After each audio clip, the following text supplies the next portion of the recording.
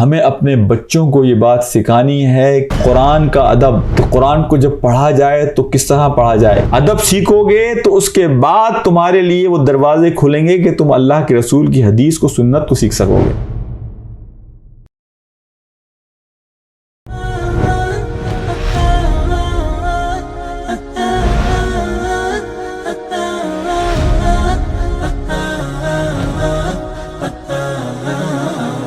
آج وقت کی ضرورت ہے کہ ہم اپنے آپ کو اور اپنے بچوں کو اس بات کو سمجھائیں کہ آج کے معاشرے میں ہم دیکھتے ہیں کہ لوگ ادب اور احترام کو بھولتے چلے جا رہے ہیں۔ ہمیں اپنے بچوں کو یہ بات سکھانی ہے کہ ادب، نبی پاک صلی اللہ علیہ وسلم کا ادب، قرآن کا ادب، کہ قرآن کو جب پڑھا جائے تو کس طرح پڑھا جائے۔ امام غزالی رحمۃ اللہ علیہ نے پورا ایک چیپٹر لکھا ہے اس پر کہ قرآن کا ادب۔ اب ہم دیکھتے ہیں بچوں کو کہ جو مغربی ممالک میں رہ رہے ہیں کہ کوئی بچہ قرآن لیٹ کے پڑھ رہا ہے، کوئی سستی سے پڑھ رہا ہے، قرآن کا کوئی احترام نہیں ہے۔ قرآن بس جیسے کوئی ایک اور کتاب ہے۔ ہمارے سامنے بے شمار مثالیں ہیں کہ آپ صلی اللہ علیہ وسلم کے بال گر رہے ہیں، اگر آپ اپنے بال کٹوانے جاتے تھے تو صحابہ اس دکان کے باہر کھڑے ہو جاتے تھے کہ آپ کا کوئی بال وہاں گرنے نہ پائے۔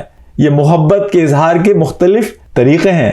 ہم دیکھتے ہیں امام شافعی کی والدہ نے جب اپنے بیٹے کو بھیجا امام مالک کے پاس حدیث پڑھنے کے لیے تو انہوں نے کہا کہ سب سے پہلے امام مالک کے پاس جا کے ادب سیکھنا، ایٹیکیٹ سیکھنا۔ ادب سیکھو گے تو اس کے بعد تمہارے لیے وہ دروازے کھلیں گے کہ تم اللہ کے رسول کی حدیث کو، سنت کو سیکھ سکو گے۔ میرے بھائیو، امام مالک کا اپنا رویہ دیکھیے کہ جب وہ اللہ کے رسول کی کوئی حدیث بیان کرنا ہوتی تھی تو کس طریقے سے وہ اچھے کپڑے پہن کے، خوشبو لگا کر، وضو کر کر، بڑے ادب احترام کے ساتھ بیٹھ کر اللہ کے رسول کی حدیث بیان کرتے تھے۔